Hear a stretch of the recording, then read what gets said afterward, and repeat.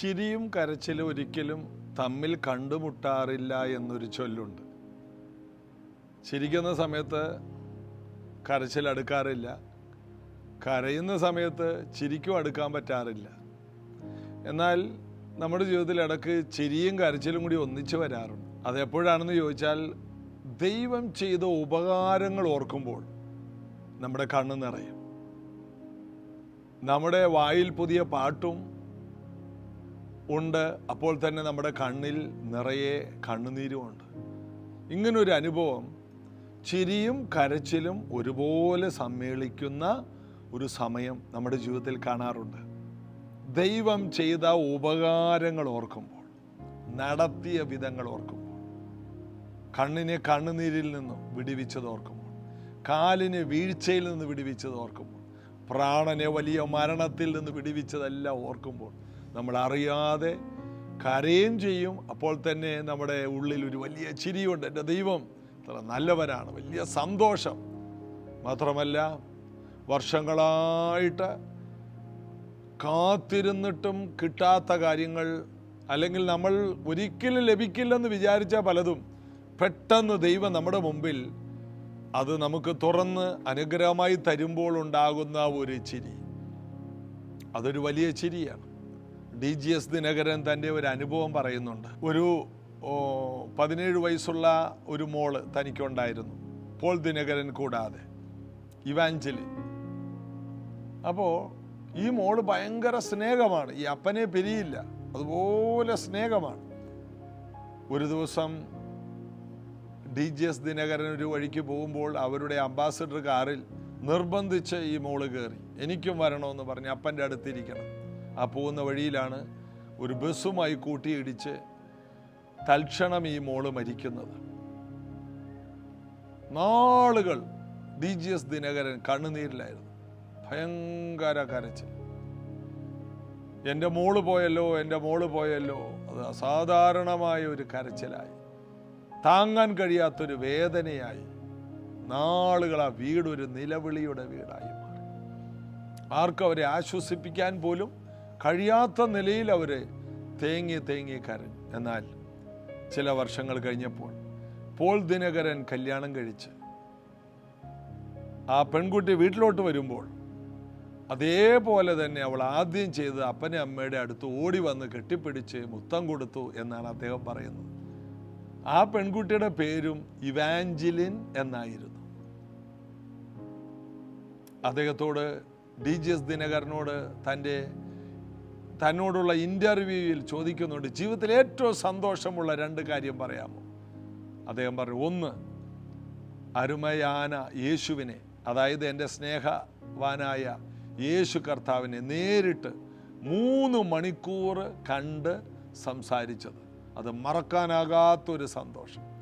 2ാമത്തെ സന്തോഷം, എൻ്റെ മകൾ മരിച്ച് ചില നാളുകൾ കഴിഞ്ഞപ്പോൾ അതുപോലൊരു മോളെ തന്നെ, അതേ പേരുള്ള, അതേ സ്വഭാവമുള്ള, അതേ സ്നേഹമുള്ള ഒരു മോളെ എൻ്റെ വീട്ടിലേക്ക് ദൈവം തന്നു. ഇവാഞ്ചലിൻ, ഒരു ഇവാഞ്ചലിൻ പോയപ്പോൾ അതേ പേരുള്ള ഒരു ഇവാഞ്ചലിൻ ആ വീട്ടിലേക്ക് കയറി വന്നു. എത്ര വലിയ അത്ഭുതമാണ്!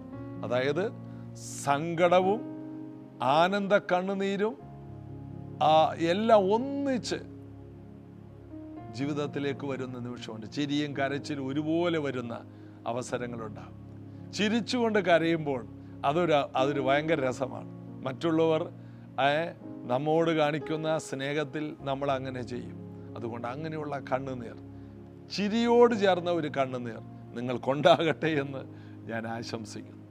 അതായത് മറുപടികൾ കാണുമ്പോൾ കണ്ണ് നിറഞ്ഞ് ചിരിക്കുന്നത്, ആ ഒരു അനുഭവം നമ്മുടെ ജീവിതത്തിൽ യേശു തരും. നമുക്ക് കർത്താവിൽ ആശ്രയിക്കാം, വിശ്വസിക്കാം.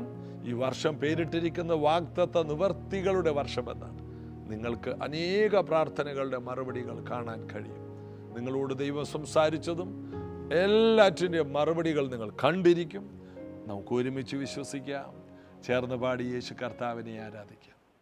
സ്തുതിഗീതം പാടി പുകഴ്ത്തിടുന്നേ മാനുവേലനെ, ദൂതർ സ്തുതിച്ചു വാഴ്ത്തും സുന്ദരനെ.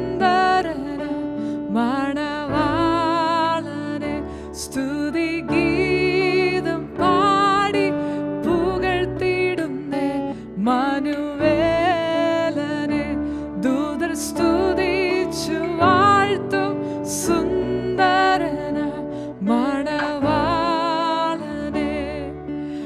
അകൃത്യങ്ങൾ അകറ്റിയെന്ന ശുദ്ധിയെ നീക്കി ആനന്ദ സന്തോഷമെന്നകമേ തന്നരുളി. അകൃത്യങ്ങൾ അകറ്റിയെന്ന ശുദ്ധിയെ നീക്കി ആനന്ദ സന്തോഷമെന്നകമേ തന്നരുളി. ആദിവ്യ തേജസ്സിൻ അഭിഷേകത്താൽ എന്നും ജയത്തോടെ നടത്തിയിടുന്നു. ആദിവ്യ തേജസ്സിൻ അഭിഷേകത്താൽ എന്നും ജയത്തോടെ നടത്തിയിടുന്നു. സ്തുതിഗീതം പാടി പുകഴ്ത്തിയിടുന്നേ മാനുവേലനെ. ദൂതർ സ്തുതിച്ചു വാഴ്ത്തും സുന്ദരന മണവാളനെ. സ്തുതിഗീതം പാടി പുകഴ്ത്തിയിടുന്നേ മാനുവേലനെ. ദൂതർ സ്തുതിച്ചു വാഴ്ത്തും സുന്ദരന മണവാളനെ. അവനെന്റെ രക്ഷകൻ, അവനെനിക്കുള്ള ബലമുള്ള ഗോപുരമാപത്തിൽ സങ്കേതം. അവനെന്റെ രക്ഷകൻ, അവനെനിക്കുള്ള ബലമുള്ള ഗോപുരമാപത്തിൽ സങ്കേതം. അവന്റെ ചാരെ ഓടിയണഞ്ഞവർക്കാശ്വാസമനുദിനവും. അവന്റെ ചാരെ ഓടിയണഞ്ഞവർക്കാശ്വാസമനുദിനവും. സ്തുതിഗീതം പാടി പുകഴ്ത്തിയിടുന്നേ മാനുവേലനെ. ദൂതർ സ്തുതിച്ചു വാഴ്ത്തും സുന്ദരന മണവാളനെ. സ്തുതിഗീതം പാടി പുകഴ്ത്തിയിടുന്നേ മാനുവേലനെ. ദൂതർ സ്തുതിച്ചു വാഴ്ത്തും സുന്ദരന മണം. അവനെന്റെ രക്ഷകൻ, അവനെന്റെ രക്ഷകൻ, അവനെനിക്കുള്ള ബലമുള്ള ഗോപുരം ആപത്തിൽ സങ്കേതം. അവനെന്റെ രക്ഷകൻ, അവനെനിക്കുള്ള ബലമുള്ള ഗോപുരമാപത്തിൽ സങ്കേതം. അവന്റെ ചാരെ ഓടിയണഞ്ഞവർക്കാശ്വാസമനുദിനവും. അവന്റെ ചാരെ ഓടിയണഞ്ഞവർക്കാശ്വാസമനുദിനവും. സ്തുതിഗീതം പാടി പുകഴ്ത്തിയിടുന്നേ മാനുവേലനെ. ദൂതർ സ്തുതിച്ചു വാഴ്ത്തും സുന്ദരന മണവാളനെ. സ്തുതിഗീതം പാടി പുകഴ്ത്തിയിടുന്നേ മാനുവേലനെ. ദൂതർ സ്തുതിച്ചു വാഴ്ത്തും സുന്ദരന മണവാളനെ. നമ്മൾ വായിച്ചുകൊണ്ടിരിക്കുന്നത് യോഹന്നാൻ്റെ സുവിശേഷം 19-ാം അധ്യായത്തിൻ്റെ തുടക്ക ഭാഗങ്ങളാണ്. പീലാത്തോസ് യേശുവിനെ അടുപ്പിച്ചിട്ട് മഹാപുരോഹിതന്മാരുടെ മുമ്പിൽ കൊണ്ടുവന്ന് നിർത്തി. നിങ്ങൾക്ക് സമാധാനമായോ? നല്ല തല്ലു കൊടുത്തിട്ടുണ്ട്, മതിയോ? ഇനിയെങ്കിലും ഒന്ന് വീട്ടിലോട്ടൊന്ന് വിടാമോ? ഇനിയെങ്കിലും അദ്ദേഹത്തെ ഒന്ന് വെറുതെ വിടാമോ? ഇതാണ് പീലാത്തോസിന് പറയാനുള്ളത്. തല്ലാവുന്നതിൻ്റെ അപ്പുറം തല്ലിയിട്ടുണ്ട്. അതിനുള്ളൊരു തെറ്റും ഒരു തല്ലിൻ്റെ തെറ്റ് പോലും ആ നിൽക്കുന്ന ആൾ ചെയ്തിട്ടില്ല. പിന്നെ നിങ്ങൾ എന്തിനാണ് അദ്ദേഹത്തെ ഇട്ട് വെറുതെ ഇങ്ങനെ ക്രൂശിക്കുക എന്ന് പറയുന്നത്? ഇതാണ് പീലാത്തോസിന് മനസ്സിലാകുന്നത്. ക്രൂശിക്കുക. അവൻ എന്ത് തെറ്റ് ചെയ്തിട്ടാണെന്ന്. ഉടനെ അവർ പീലാത്തോസിനെതിരെ ഒരു ഭീഷണി മുഴക്കി. അവിടെ അങ്ങേര് പേടിച്ചു പോയി. അത് 7-ാം വാക്യം. യഹൂദന്മാർ അവനോട്, ഞങ്ങൾക്ക് ഒരു ന്യായപ്രമാണമുണ്ട്, അവൻ തന്നെത്താൻ ദൈവപുത്രനാക്കിയത് കൊണ്ട് ആ ന്യായപ്രമാണപ്രകാരം അവൻ മരിക്കേണ്ടതാകുന്നു എന്ന് ഉത്തരം പറഞ്ഞു. ഈ വാക്ക് കേട്ടിട്ട് പീലാത്തോസ് ഏറ്റവും ഭയപ്പെട്ടു. പിന്നെയും ആ സ്ഥാനത്തിൽ ചെന്ന്, നീ എവിടെ നിന്നാകുന്നു എന്ന് യേശുവിനോട് ചോദിച്ചു. യേശു ഉത്തരം പറഞ്ഞില്ല. പീലാത്തോസ് അവനോട്, നീ എന്നോട് സംസാരിക്കുന്നില്ലയോ? എനിക്ക് നിന്നെ ക്രൂശിപ്പാൻ അധികാരമുണ്ടെന്നും നിന്നെ വിട്ടയപ്പാൻ അധികാരമുണ്ടെന്നും നീ അറിയുന്നില്ലയോ എന്ന് ചോദിച്ചതിന് യേശു അവനോട്, മേലിൽ നിന്നും നിനക്ക് കിട്ടിയിട്ടില്ല എങ്കിൽ എൻ്റെ മേൽ നിനക്ക് ഒരധികാരവും ഉണ്ടാകുകയില്ലായിരുന്നു. അതുകൊണ്ട് എന്നെ നിന്റെ പക്കൽ ഏൽപ്പിച്ചവന് അധികം പാപമുണ്ട് എന്ന് ഉത്തരം പറഞ്ഞു. പീലാത്തോസിൻ്റെ അവസ്ഥ കാണുമ്പോൾ ഒരു സങ്കടം തോന്നുന്നുണ്ട്. അതായത് പീലാത്തോസ് യേശുവിൻ്റെ അടുത്ത് വരും, യേശു നീതിയുള്ള വാക്കുകൾ പറയും. ഇത് കേൾക്കുമ്പോൾ പീലാത്തോസ് പേടിച്ചു പോകും. ഭാര്യ പറഞ്ഞത് ഓർക്കും, നീതിമാന്റെ കാര്യത്തിൽ ഇടപെടരുത്. ഓടിച്ചെന്ന് ഈ മഹാപുരോഹിതന്മാരോടും മറ്റുള്ളവരോടും പറയും, ശാസ്ത്രിമാരോടൊക്കെ പറയും. അവർ വേറൊരു ഡയലോഗ് പറയും. ഉടനെ അദ്ദേഹം ഇപ്പുറത്തോട്ട് വരും. പീലാത്തോസ് അങ്ങനെയുള്ളൊരു മനുഷ്യനല്ല, ദുഷ്ടന്മാരിൽ ദുഷ്ടനാണ് പീലാത്തോസ്. അതുകൊണ്ടാണ് പീലാത്തോസ് ചില ഗലീലക്കാരുടെ രക്തം അവരുടെ യാഗങ്ങളിൽ കലർത്തി എന്ന് വായിക്കുന്നു. അങ്ങനെ നരബലി വരെ നടത്തുന്ന ദുഷ്ടനായ മനുഷ്യനാണ് ഇയാൾ. ഈ മനുഷ്യൻ്റെ മുൻപിലാണ് യേശു നിൽക്കുന്നത്. കഠിന ഹൃദയനായ, വളരെ ദുഷ്ടനായ, രക്തപ്പുഴ ഒഴുകുന്നതൊന്നും വിഷയമല്ലാത്ത ഒരു മനുഷ്യൻ്റെ മുൻപിലാണ് നീതിമാനായി യേശു നിൽക്കുന്നത്. എന്നിട്ടും ഈ നീതിമാന്റെ കാര്യത്തിൽ ഒരു സ്റ്റെപ്പ് വെക്കാൻ അദ്ദേഹത്തിന് കഴിയുന്നില്ല. മഹാപുരോഹിതന്മാരുടെ കൂടെ നിന്നാൽ ഇദ്ദേഹത്തിന് ഗുണമാണ്. എങ്കിലും നീതിമാന്റെ കാര്യത്തിൽ ഇദ്ദേഹം വാദിക്കുന്നത് നമുക്കവിടെ കാണാം. എന്നിട്ട് വീണ്ടും ഓടിച്ചെല്ലുകയാണ്. എനിക്ക് നിന്നെ ക്രൂശിക്കാൻ അധികാരമുണ്ട്, നിന്നെ വേണമെങ്കിൽ വെറുതെ വിടാം. യേശു പറഞ്ഞു, മുകളിൽ നിന്ന് കിട്ടിയിട്ടില്ലെങ്കിൽ നിനക്ക് എൻ്റെ മേൽ ഒരു അധികാരവുമില്ല. മഹാപുരോഹിതന്മാർ പറഞ്ഞ എന്താണ്? ഇവൻ ദൈവത്തോട് ഇവനെ സമനാക്കി, ഇവനെ ദൈവപുത്രൻ എന്ന് പറഞ്ഞു. അതിൻ്റെ അർത്ഥമാണ് സത്യം. യേശു സത്യം പറഞ്ഞു, ഞാൻ ദൈവപുത്രനാണ്. സകലത്തെയും ദൈവത്തിൻ്റെ മുമ്പിൽ നിന്നുകൊണ്ടുണ്ടാക്കിയ വചനമാണ് ഞാൻ.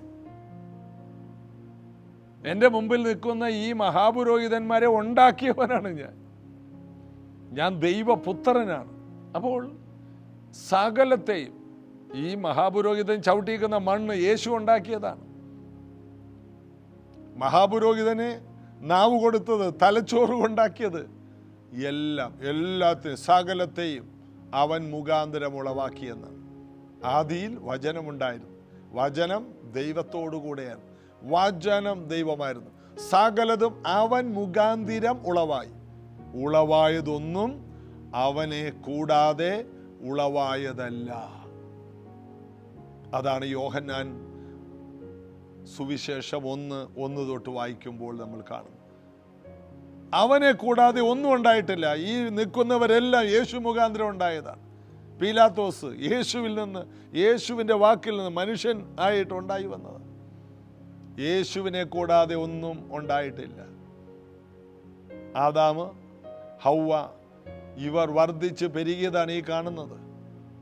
അന്ന് ആദാമിനെ ഹൗവയെ ഉളവാക്കിയത് യേശുവാണ്.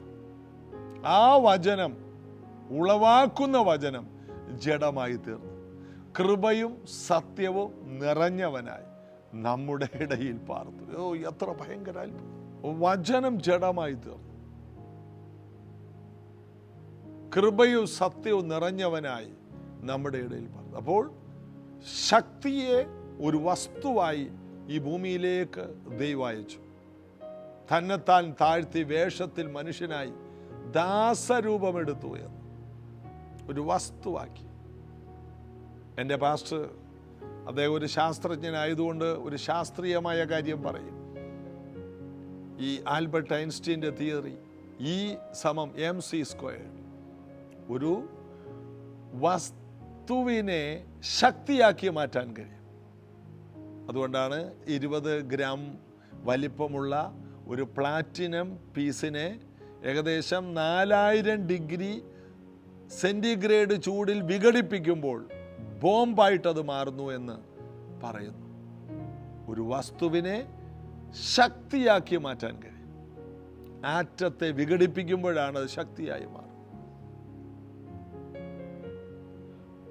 അപ്പോൾ ഇന്ന് ശാസ്ത്രം പുതിയൊരു ഗവേഷണമാണ് നോക്കുന്നത്. എന്താണ്? ശക്തിയെ എങ്ങനെ ഒരു വസ്തുവാക്കാം.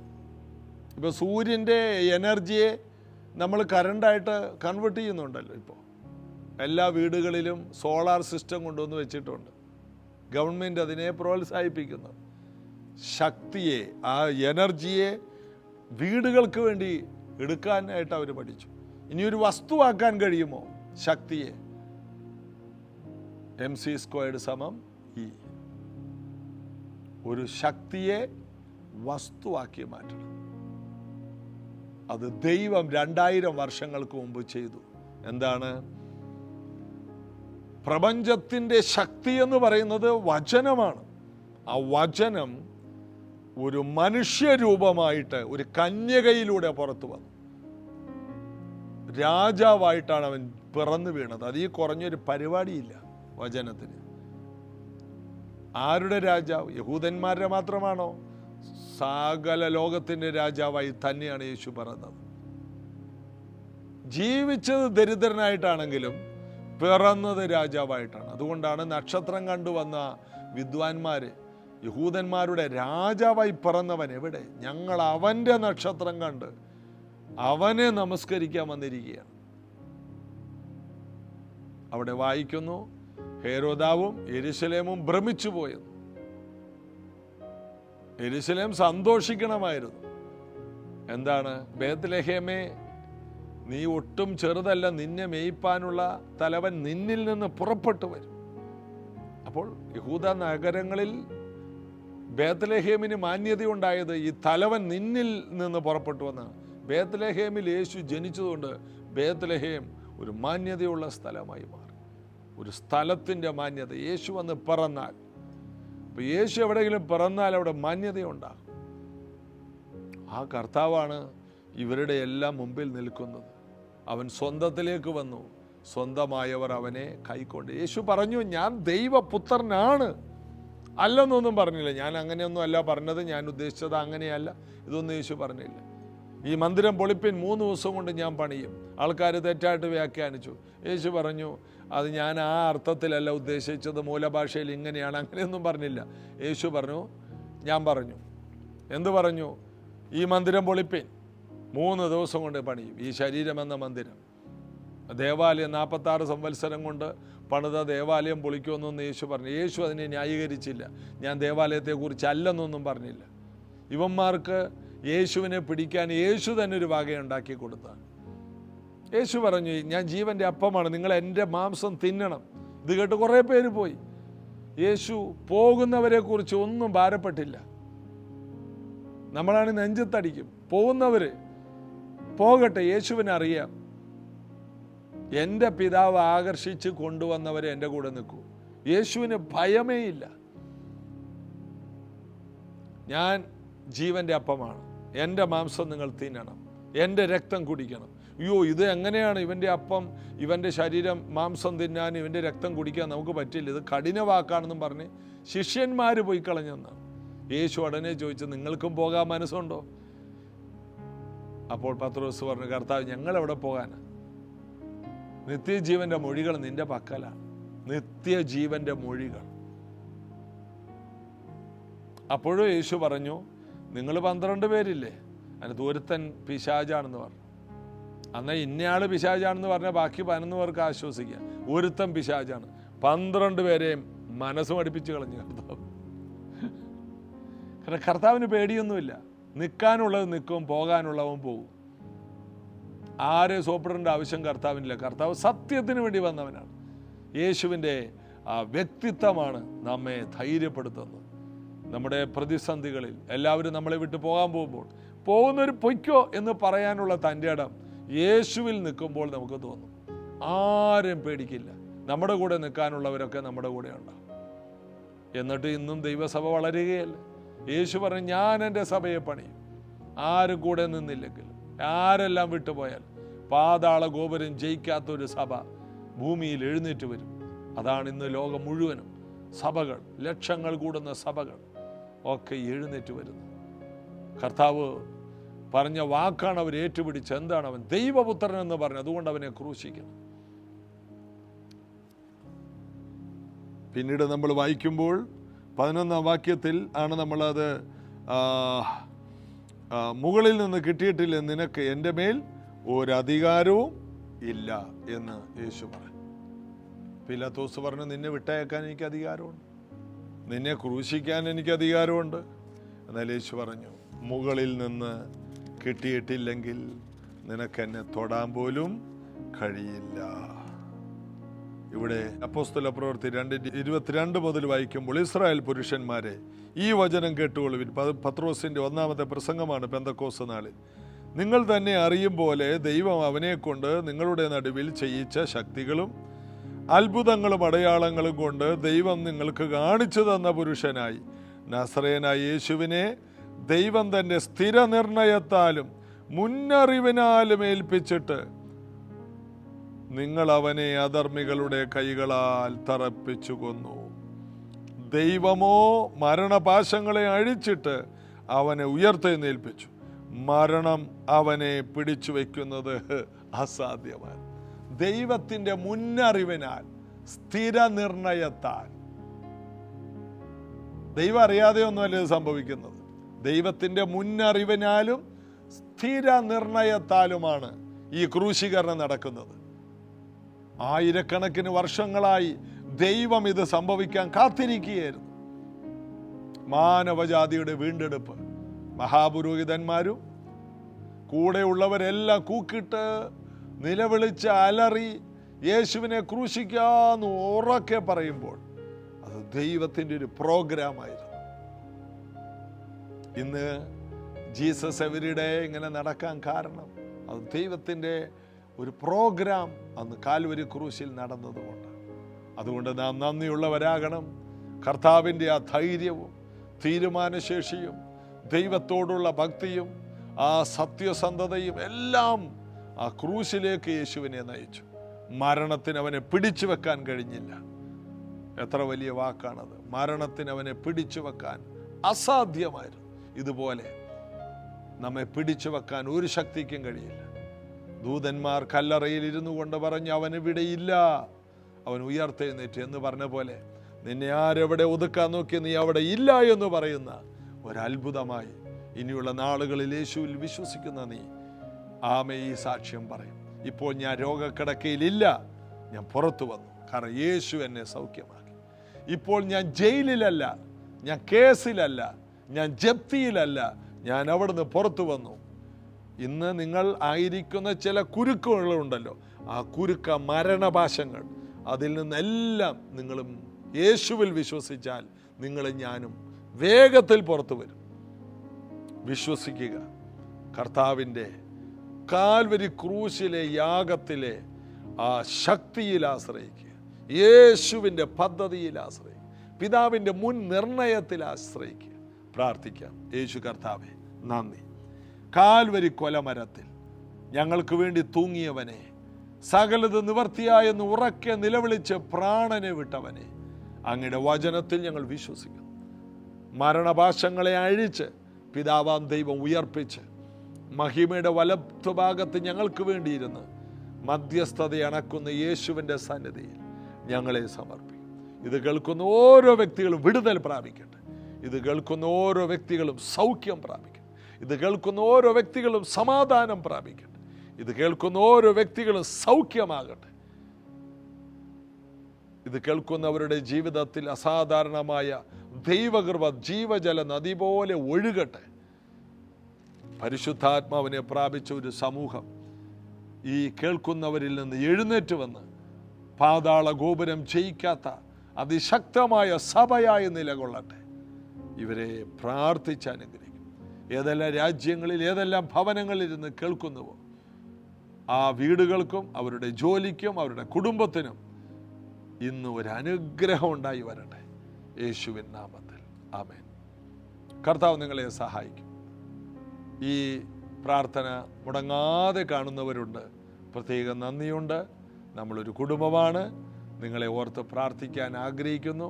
നിങ്ങളുടെ പ്രാർത്ഥന വിഷയം 1 മിനിറ്റിൽ താഴെ ഒരു ഓഡിയോ ആയിട്ട് അയച്ചാൽ ആ ഓഡിയോയ്ക്ക് 1 മിനിറ്റിൽ താഴെ ഒരു പ്രാർത്ഥന ഓഡിയോ ഞാനും അയക്കാൻ ശ്രമിക്കാം. കർത്താവ് അനുഗ്രഹിക്കട്ടെ. നാളെ വ്യാഴാഴ്ച രാവിലെ പ്രൈസ് ജനറേഷൻ ചർച്ചിൽ വെച്ചൊരു ഉപവാസ പ്രാർത്ഥനയുണ്ട്. നിങ്ങൾക്ക് വരാൻ സൗകര്യമുണ്ടെങ്കിൽ നിങ്ങളുടെ വിഷയങ്ങൾക്കൊരു വിടുതൽ ആ പ്രാർത്ഥനയിൽ ഉണ്ടാകാൻ നിങ്ങൾ വിശ്വസിക്കുന്നുണ്ടെങ്കിൽ കടന്നു വരിക. God bless you.